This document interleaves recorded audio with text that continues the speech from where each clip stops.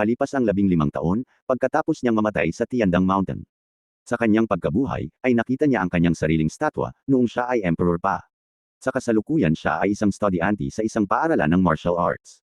Sa kanyang pagkatulala ay binato siya ng kanyang guro ng panulat sa pisara na agad naman niyang nasalo, sinundan ito ng tanong ng guro, na ilang klase ng paraan para makagawa ng ordinaryong Zuan weapon.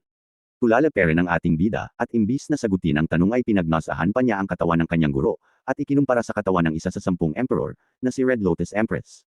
Sa kanyang pagsusuri ay napagtanto niya na ang kanyang guro ay isa lamang 4th level martial realm, na para sa kanya ay masyadong mahina.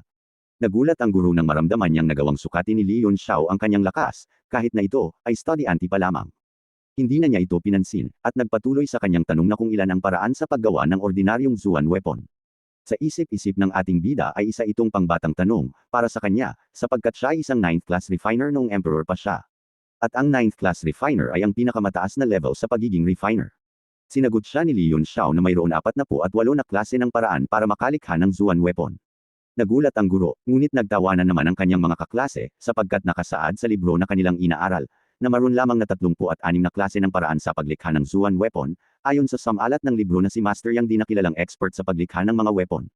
Sumagot si Li Yunxiao na may pagtatanong at tinawag pa niyang bata si Yang di dahil nakalimutan nito ang tinuro sa kanya ni Gufei ang nakaragdagang 12 paraan para makalikha ng Zuan weapon. Nagtawanan ulit ang mga kaklase niya, at sinabihan pa siyang nababaliw. Sumigaw ang guro, at pinatahimik ang mga estudyanteng nagtawanan. Pinaliwanag niya na si Emperor Gu Feiyang ay hindi lamang ay katlo sa pinakamalakas na emperor kundi isa ring 9th class refiner, at totoo ang sinabi ni Li Yunxiao na may 12 pang paraan para makalikha ng Zuan weapon, bukod sa 36 na nakasulat sa libro ni Master Yang Di, subalit hindi na ito isinulat pa ni Master Yang Di, sapagkat kakaiba ang 12 paraan na ito, at hindi basta-basta kayang gawin ng kung sino mang ordinaryong refiner. Natahimik ang lahat dahil tama ang sinagot ni Li Yunxiao na kilala sa pagiging mahina sa klase. Pinasag ng guro ang katahimikan, at sinabihan si Li Yunxiao na wag lumaki ang ulo nito, dahil lamang nakasagot siya ng tama.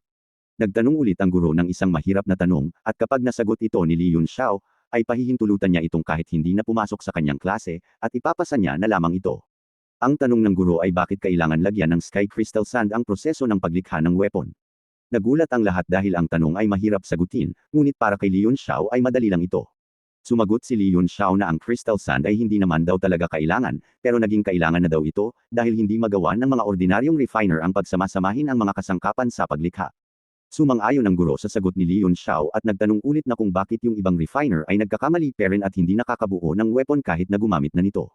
Sinagot niya na ang Sky Crystal Sand ay isang water type, sa makatuwid hindi talaga ito magagamit para makabuo dahil malalabanan nito ang fire element, na gigamit sa paglikha ng weapon. Nagulat ang guro dahil nasagot lahat yun ni Li Yunxiao nang walang kahirap-hirap. Nag-walk out ang guro at nagsabi bago umalis, na gusto niyang makausap si Li Yunxiao pagkatapos ng klase. Masaya si Li Yunxiao na lumabas ng klase sapagkat nasagot niya lahat ng tanong, kaya may karapatan na siyang hindi pumasok sa klase. Naglakad-lakad si Li Yunxiao sa lugar, at hindi siya makapaniwala na ang pinakamahina niyang disciple na si Yang Di, ay isa sa pinakamagagaling na refiner sa bansa na iyon.